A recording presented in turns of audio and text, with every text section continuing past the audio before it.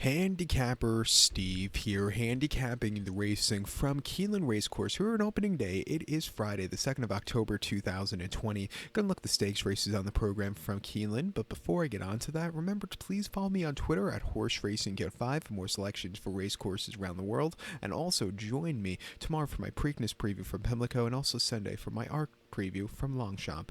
But let's look at the stakes action today from Keeneland here on opening day. Great weekend here also. Expect some previews on YouTube for Keeneland's races on Saturday and Sunday, but we'll be looking at the races right now, the stakes races on Friday's program right now, the 8th and 9th race. Let's get to it. The 8th race, it is the Stoll Keenan Ogden Phoenix Stakes. It's a grade 2 event going for a purse $200,000, race for 3-year-olds and upwards. We have a field of a dozen horses going to the main track. The distance of ground 1,200 meters, with the distance of ground of 6 furlongs on the main track. 1,200 meters, 6 furlongs, and I show the diagram. Just gives me a second to look down my notes. Just bear with me. My top selection here, we're going to go take the number 5 horse, who is No Parole. We'll go 5-6-9-3 in the superfecta. 5-6-9-3 super. Top selection, the 5 horse, No Parole. This 3-year-old colt by Violence. Tom Amos trains. Luis Saez gets them out. Most recent outing was Disaster at Saratoga. 7 furlongs in the grade 1. Alan Jerkins, formerly known as King's Bishop, and the horse finished 9th by 15.5 lengths, and as the just under 5-2 favorite, he ran early on, but he hit the wall late. Echo Town just ran a terrific race, closing up from nowhere to win. This horse just didn't have a lot. If he shows his speed like he did 2 back or 3 back, I think he could win here today, but that was a horrible race. 2 back in the Woody Stevens at Belmont, 7 furlongs, June the 20th.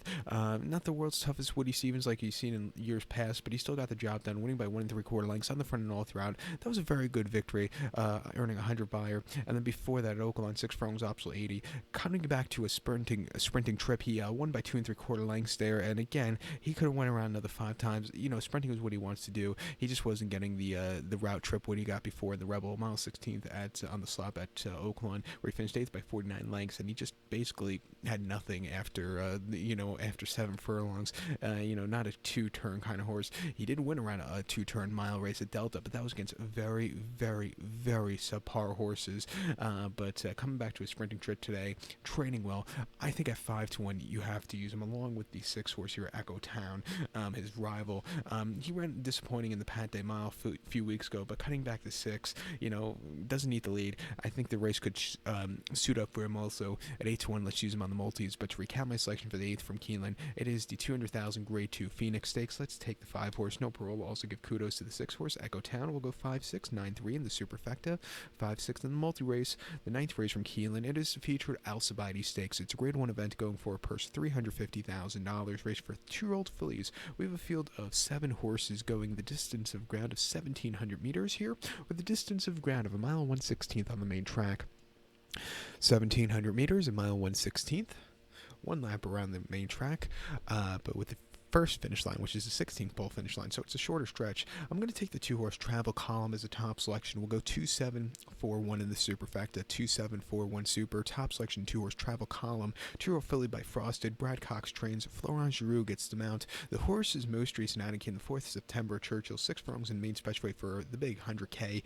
He won by 4.5 lengths there, and he basically had a dream trip. He stalked a tiny bit wide, but that was forgiven because he quickened up nicely. Coming to a longer trip here today shouldn't be a problem. Has the speed to win here. They must think highly about this horse because they bought the horse only for a measly $850,000. One of the most expensive horse in the race today. Probably on the card also, but the debut was very nice. 2 back he ran, not 2 back, but most recently he's been training at Churchill. 5 furlongs, 59-4, 4th best workout, 57, and before that a 4 furlong workout, 48-4. So he's rearing to go here. Like I said, speed from the inside, does very well. 7-2, longer trip he's bred for.